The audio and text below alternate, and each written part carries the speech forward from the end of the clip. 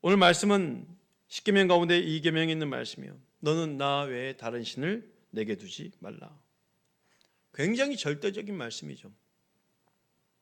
그런데 하나님 여기에 멈추지 않습니다. 더 깊고 진한 사랑을 우리에게 요구하시네요. 신명기 6장 4절 5절 말씀 볼까요? 이스라엘아 들으라. 우리 하나님 여호와는 오직 유일한 여호와이시니 너는 마음을 다하고 뜻을 다하고 힘을 다하여 내 하나님 여호와를 사랑하라. 이 말씀을 표면적으로 보면 굉장히 하나님이 독선적이고 배타적이고 자기밖에 모르는 분처럼 느껴질 수가 있어요. 나 외에 다른 신을 두지 말라. 넌 마음을 다하고 뜻을 다하고 힘을 다하여 주 너의 하나님을 사랑하라. 이렇게 말하는 하나님이죠. 그런데요, 하나님 우리에게 이렇게 요구하실 수 있는 분명한 이유가 있습니다. 로마서 5장 8절 말씀이 이렇습니다.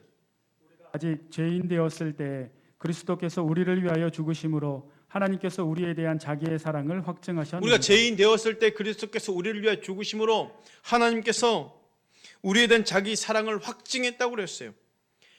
내가 먼저 하나님을 사랑하는 것이 아니라 하나님이 먼저 나를 사랑하시는데 어떻게 사랑하십니까? 힘을 다하여 뜻을 다하여 자기 아들 내어 죽기까지 온 힘을 다해서 나를 사랑했다는 것입니다. 그 사랑의 증표가 바로 독생자를 십자가에 내어놓은 사건 아닙니까? 그래서 너는 나 외에 다른 신을 내게 두지 말라. 그리고 신명기 말씀에 너는 마음을 다하고 뜻을 다하고 힘을 다하여 내 하나님을 사랑하라. 이 요구하심은 이렇게 말씀하시는 것과도 같아요.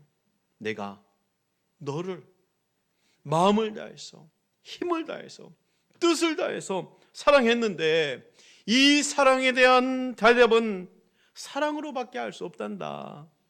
너도 나를 이렇게 사랑하지 않을래? 라는 하나님의 요구하심이에요. 그런데 우리는 이런 하나님의 사랑에 대해서 오해를 하죠. 탕자의 비유 이야기를 아시죠? 탕자가 집을 나가는 순간부터 아버지는 탕자가 돌아오기만을 문 밖에 서서 기다렸어요. 집 나간 이 둘째 아들은 아버지가 그렇게 기다리시는지를 모릅니다. 아버지를 몰라요. 자기 아버지에 대해서 오해를 하죠.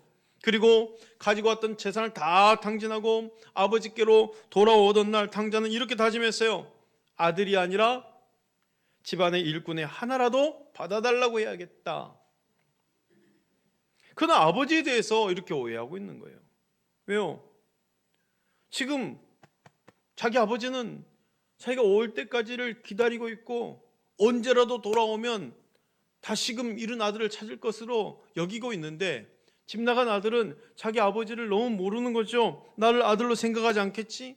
내가 돌아가면 몹시 화를 내면서 다시 쫓아내겠지? 당연하겠지. 아마 평생을 용서하지 못할 거야. 그런데 돌아왔는데 웬걸 본인의 생각과는 전혀 다르게 아버지는 마을 밖에서 아들이 돌아오기를 여전히 기다리고 있었고 자기보다 먼저 발견해서 달려와서 안기면서 반지를 끼워주고 신발을 신겨주고 살찐 송아리를 잡아 잔치를 벌이는 거예요. 내 잃은 아들을 다시 찾았다고 하시면서 다른 사람들과 함께 기뻐하는 거예요. 자기 아버지를 너무 몰랐던 거죠. 우리도 그렇습니다. 내가 지난 한 주간 참 많은 죄를 지었는데 하나님이 나를 좀 덜 사랑하겠지? 아니면 그래 내가 좀 보람되게 살고 오늘 또 헌금을 많이 준비했으니까 하나님 나를 많이 사랑하겠지? 하면서 하나님을 조건적인 사랑을 하시는 분으로 생각한다는 것이죠. 아닙니다. 하나님은 그런 분이 아니셔요. 오늘 본문을 잘 다시 한번 보십시오. 하나님은 우리에게 사랑을 요구하는 것 같지만 본문을 잘 보면 오히려 하나님의 진심한 사랑, 깊고 진한 사랑이 나에게로 흐르고 있다는 거예요. 이걸 발견해야 돼요. 우리가 평소에 생각했던 하나님과 얼마나 다른지를 이 말씀을 통해서 알 수 있는 거예요. 나를 향한 하나님의 진심이 있네요. 나를 향한 하나님의 진심은요, 독선이 아닙니다. 조건이 아닙니다. 우리 인생은요, 그냥 던져진 존재가 아니에요. 던져진 상태에서 스스로 만들어갈 수 없습니다. 성경을 보면 알 수 있어요. 우리 인생은 그냥 던져진 인생이 아니에요. 시편 2편 7절 말씀 볼까요? 내가 여호와의 명령을 전하노라. 여호와께서 내게 이르시되 너는 내 아들이라 오늘 내가 너를 낳았도다. 너는 내 아들이라 오늘 내가 너를 낳았도다예요. 여러분 이 말씀을 믿으십니까? 오늘 너를 낳았도다 이 말씀을 믿는다면 이미 내가 태어나기 전부터 하나님 나를 기억하시고 나를 알고 계시고 아들 삼아 주셨다는 거예요. 자녀 삼아 주셨다는 거예요. 우리는 이미 계획된 바 하나님의 형상으로 지음받은 인생임을 믿으시길 바랍니다. 잠언 8장 22절 26절 말씀이에요. 여호와께서 그 조화의 시작 곧 태초에 일하시기 전에 나를 가지셨으며 만세 전부터 태초부터 땅이 생기기 전부터 내가 세움을 받았나니 아직 바다가 생기지 아니하였고 큰 샘들이 있기 전에 내가 이미 났으며 산이 세워지기 전에 언덕이 생기기 전에 내가 이미 났으니 하나님이 아직 땅도 들도 세상 진토의 근원도 짓지 아니하셨을 때이라. 여러분 이걸 믿으십니까? 얼마나 신묘막측합니까? 세상이 지음받기 전에 하나님 나라를 알고 계시고 나를 계획하시고 낳을 생각을 하셨다는 거예요. 이사야 43편 1절 말씀드렸습니다. 야곱아 너를 창조하신 여호와께서 지금 말씀하시느니라. 이스라엘아 너를 지으신 이가 말씀하시느니라. 너는 두려워하지 말라. 내가 너를 구속하였고 내가 너를 지명하여 불렀나니 너는 내 것이라. 내가 너를 지명하여 불렀나니 너는 내 것이라 하여 지명했다는 거예요. 내가 너를 지명하여 불렀나니 너는 내 것이라. 내 것이라. 너의 하나님이라. 내가 너를 보배롭고 존귀하게 여기노라. 너를 사랑하는 내 여호와라. 그래요. 이 찬양을 하면요 하나님의 그 음성이지만 더 진솔하게 하나님의 사랑을 느낄 수가 있죠. 우리 1절 한번 찬양하면서 하나님의 진솔한 사랑을 한번 느껴볼까요? 함께 고백합시다. 나의 안에 거하라. 나의 안에 거하라.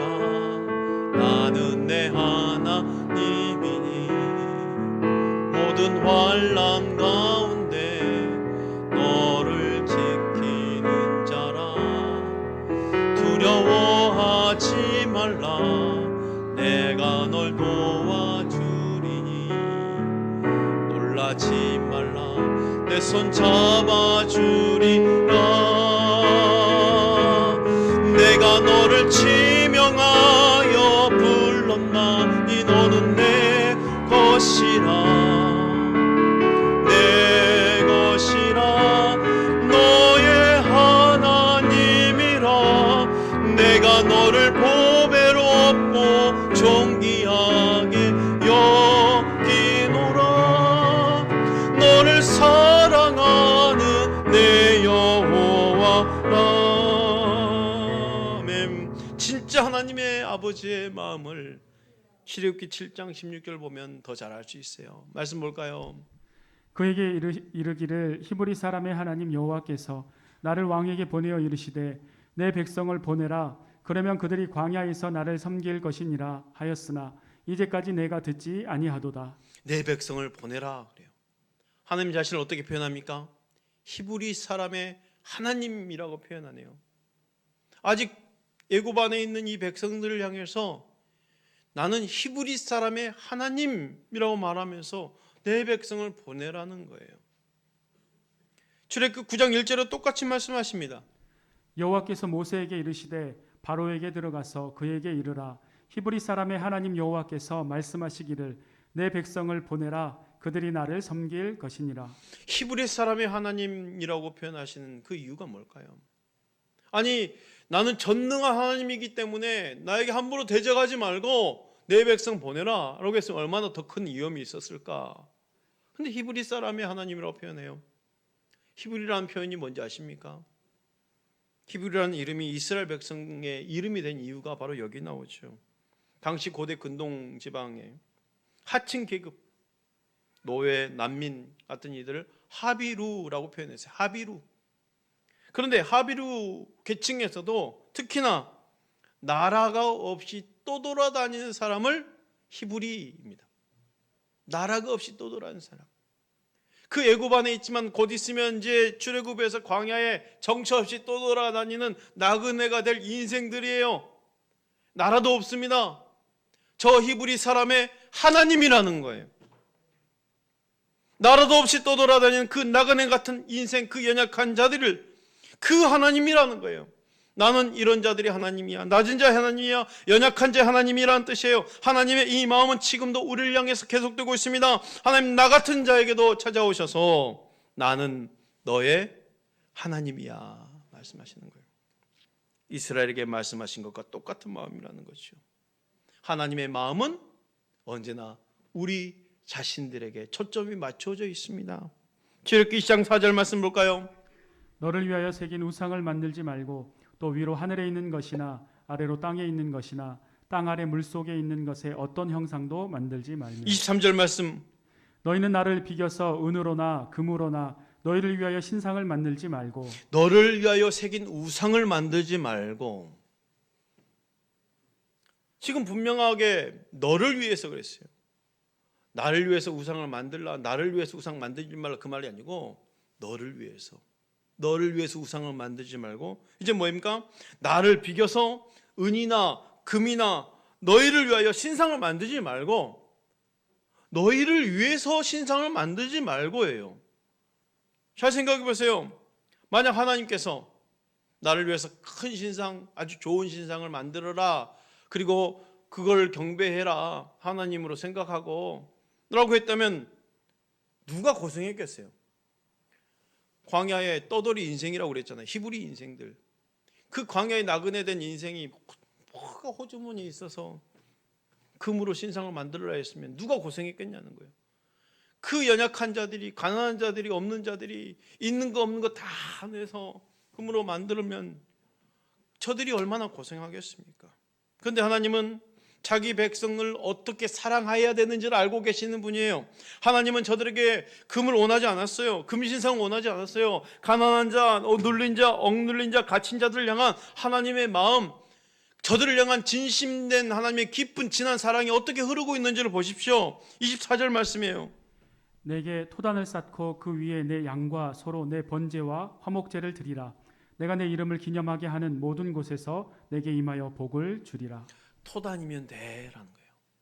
너희가 나를 섬길 때에는 있는 거 없는 거 다 끌어다가 아름답게 만들 필요 없어. 그냥 토단이면 돼. 흙으로 만든 제단이면 돼. 누구나 만들 수 있는 그 제단 위에 너희가 가지고 있는 소와 양을 가지고 그곳에서 나를 기념하면 내 이름을 기념하는 모든 곳에 나는 그곳에 복을 줄 거야. 사랑하는 성도 여러분, 우리 하나님은 나를 사랑하시되 나를 향한 진한 사랑이 어떻게 흐르는가를 보여주고 계십니다. 어느 누구나 쌓을 수 있는 토단 위에 자기들이 가지고 있는 것으로 하여금 하나님을 기념하면 그 기념하는 곳에 내가 그곳에 복을 주리라 해요. 어디든지입니다. 이게 진짜 하나님 아버지 마음 아니겠어요? 사도행전 7장 48절 49절 말씀. 그러나 지극히 높으신 이는 손으로 지은 곳에 계시지 아니하시나니 선지자가 말한 바 주께서 이르시되 하늘은 나의 보좌요 땅은 나의 발등상이니 너희가 나를 위하여 무슨 집을 짓겠으며 나의 안식할 처소가 어디냐. 무슨 말입니까? 나를 위해 어떤 신상도 만들 필요가 없다는 거예요. 왜요? 하나님은 하늘이 내 보좌고 땅이 내 발등상인데 신상 만들어서 나를 그곳에 거하게 된다면 하나님은 그곳에 묶여있는 분이 아니신데 그럴 필요가 없다는 거예요. 너희가 있는 곳에 나를 기념하면 내가 어느 곳이든 너희와 함께 하겠는데 너희를 위해서 신상을 만들지 말아라 라는 거예요. 그냥 토단에서 너희가 가지고 있는 양과 소와 곡식으로 번제와 소제를 드리면 그곳에서 복을 주겠다는 거예요. 없는 것을 끌어다가 드리는 것이 아니라 내가 가지고 있는 그것으로 마음을 담아 드리는 것, 그걸 받으시는 분이 하나님이십니다. 결국 하나님의 초점은 우리 자신이라는 거예요. 우리가 만든 우상이 아니라 우리 자신이라는 거예요. 오늘 오후부터 부흥 집회를 앞두고 있어요. 금요기도에도 말씀드렸듯이 지금 미국에 아주 작은 대학교에서 일어난 부흥 운동이 지금 2주 넘게 이어지고 있고 곳곳 사람들이 지금 그곳에 몰려들어 지금 놀라운 회개 기도의 역사가 지금도 이어지고 있어요. 우리 사모하기를, 그래 우리 교회에서도 이런 부흥의 역사가 다시 한번 전환된 역사가, 또 우리 교회로 말미암아 다시 한번 많은 사람들이 회복된 역사가 일어나기를 사모하고 있습니다. 여러분 마음을 담으십시오. 시간 각각의 강사님마다 주시는 은혜가 다르기에 그 가치답게 나 또한 내게 있는 것으로 주께 드릴 수 있기를 축복합니다. 우리 주님은 나의 형편을 누구보다 잘 알고 계십니다. 내게 없는 것 원하는 분이 아니세요. 내가 할 수 있는 그것을 받으시는 거예요. 나를 향한 주님의 사랑이 이토록 세심하게 받아주시는 진한 사랑인데 세상이 만든 거짓 신과는 전혀 다른 모습이라는 거죠. 만약 하나님이 금신상을 만들어서 나를 경배하거라 라고 했더라면, 그래 그 당시 요만한 금신상 만들어서 나를 경배하면 돼 라고 했다면 지금을 살고 있는 이 시대는 어떻게 됐겠어요? 금신상이 요만했을까요? 더 큰 신상, 더 큰 신상을 만들어 놨겠죠.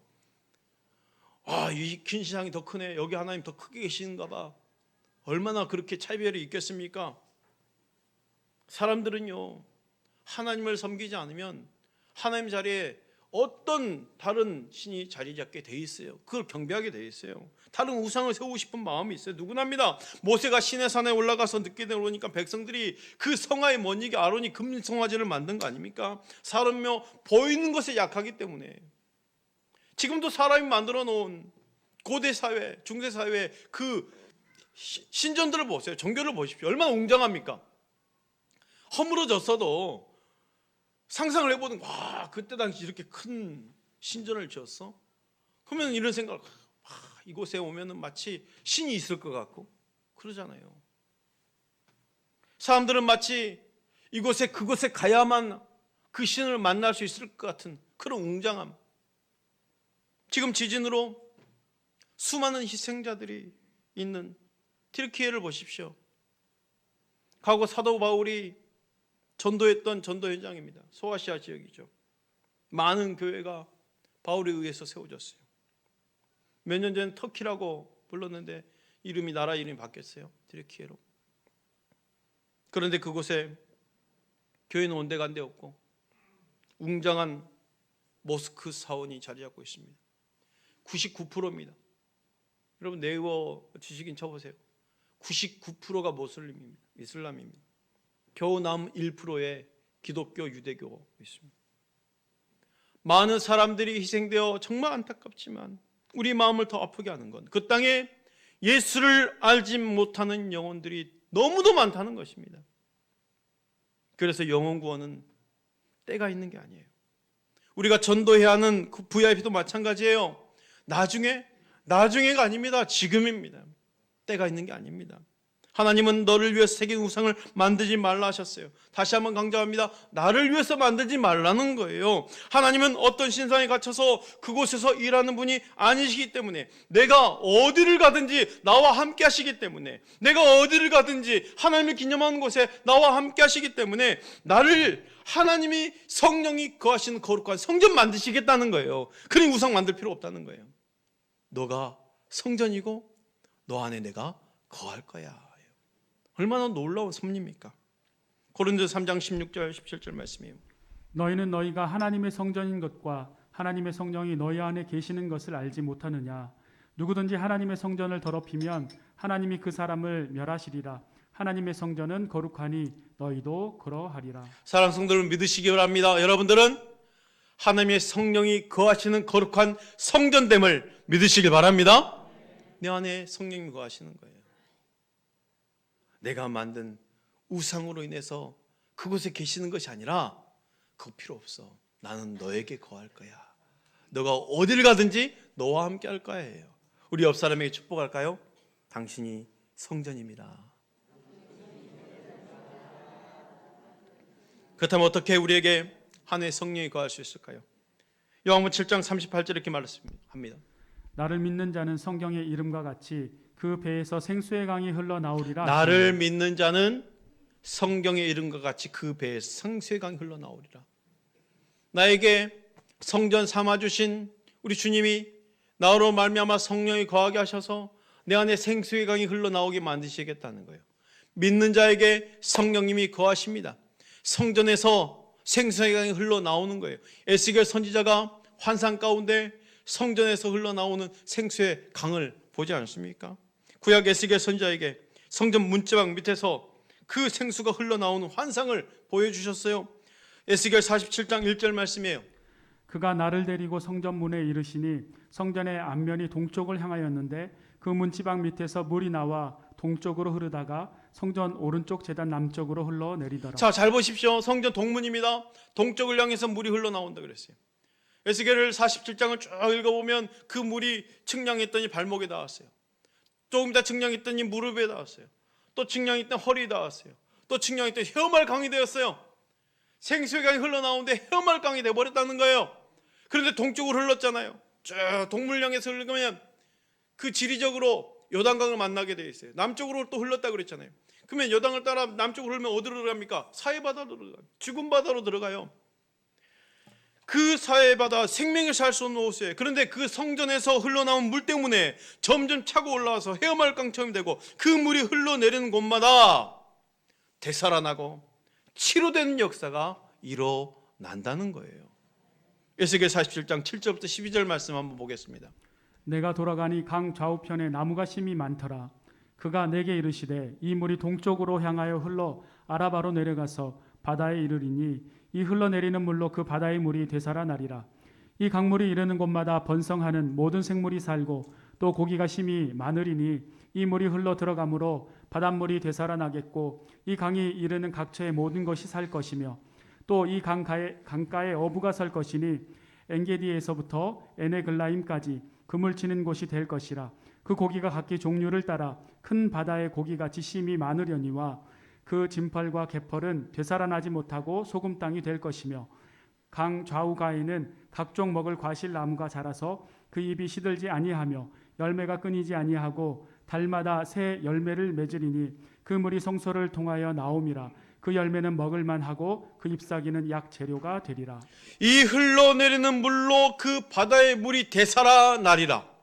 강 주위의 나무가 되살아나고 이 강이 이른 각처의 모든 것이 살 것이며 과실나무와 열매가 많아지고 그 잎사귀는 약재료로 쓰인다고 그랬어요. 특히나 고기가 각종 고기가 많아져서 어부들이 들어서게 됐는데 어부들이 어떻게 고기 잡나고 그랬습니까? 그물로 고기 잡는데요. 그물로. 성전에서 흘러나오는 생수의 강 때문에 이런 일들이 일어난다라는 거예요.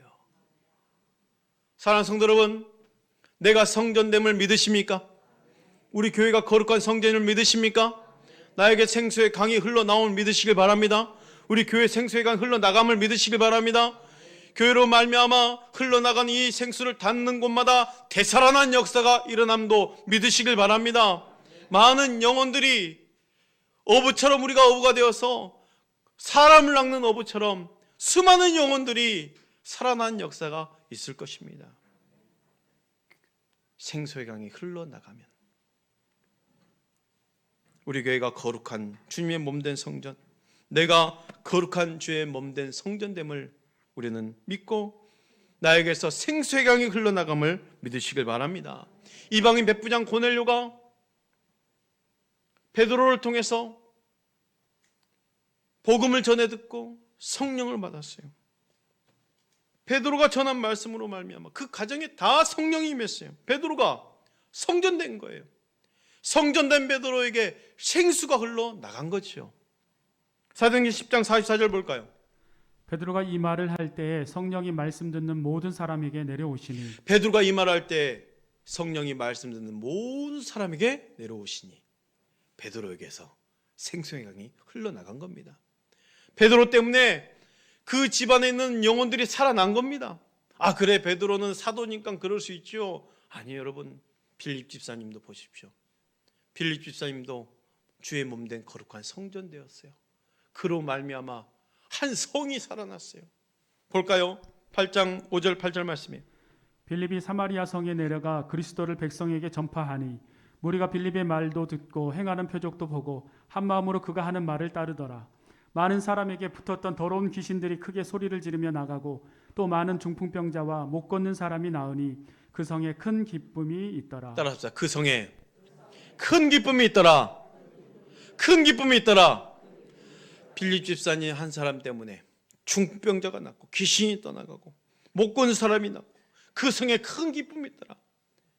성전된 한 사람으로 말미암아 생수의 강 흘러나가니까 도시가 살아나는 거예요. 도시가 살아나는 거예요. 너를 위하여 새긴 우상을 만들지 말라 하신 하나님은 자신을 위해서도 어떤 신상도 필요하지 않습니다. 하나님, 내가 만든 우상이 필요하신 것이 아니라 나의 깊고 진한 사랑 받기를 원하시는 거예요. 그리고 나와 함께 일하고 계십니다. 나는 너를 통해서 일할 거야. 너가 성전이란다. 너가 그리스도의 몸이란다. 너를 통해 복이 흐르게 할 거야. 사랑하는 성도 여러분, 우리가 이런 하나님의 마음을 깨달았다면 오늘 오후부터 시작되는 부흥의 4일간의 여정 가운데 나 또한 깊고 진한 사랑을 하나님께 드리시길 축복합니다. 하나님께 전심으로 다가갑시다. 주신 은혜와 능력을 마음껏 받으시길 바랍니다. 이 찬양이 있어요. 너는 그리스도의 향기라. 우리 이 찬양 함께 찬양으로 고백하면서 함께 기도하고 마칠까요?